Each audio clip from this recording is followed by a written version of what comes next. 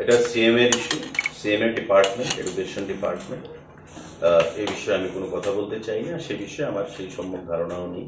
সুতরাং যে কোনো ইস্যু, আমি আগেও বলেছি, being the spokesman of the government, যে কোনো ইস্যু আন্দোলন কিন্তু সুরাহার পথ না।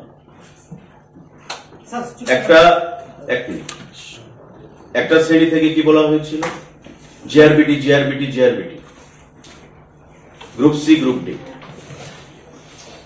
আমরা যখন চাকরি দেব, কোন চাকরি ভবিষ্যতে যেন কোন চাকরি না যায় সেটা চিন্তা করে সমস্ত কিছু আইন কানুন মেনেই আমরা দেব।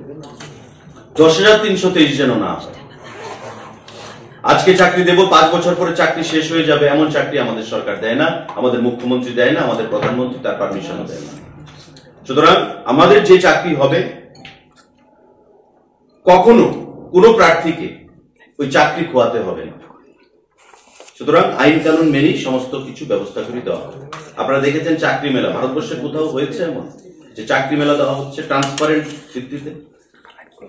ইদেন গভর্নমেন্টের সময়, সিপিআইএম গভর্নমেন্টের সময় চাকরি নিয়ে অনেক কেস হতো, মামলা হতো, চাকরি চলে যেত। আমাদের সরকার আসার পর মাননীয় মুখ্যমন্ত্রী যে ঘোষণা দিচ্ছেন, যে চাকরিগুলো আমরা প্রদান করতে পেরেছি, একটা চাকরি আইনের দ্বারস্থ হয়েছে বা কোনো চাকরি খোয়াতে হয়েছে কাউকে? সুতরাং আমি বলবো, আন্দোলন করে চাকরি নিতে হবে এমন নয়। সরকার স্বচ্ছ নিয়োগ নীতির মাধ্যমে চাকরি প্রদান করছে। আগামী দিনে আইন কানুন, নিয়োগ প্রক্রিয়া সমস্ত কিছু বিচার করেই চাকরি প্রদান করা হবে। ধন্যবাদ।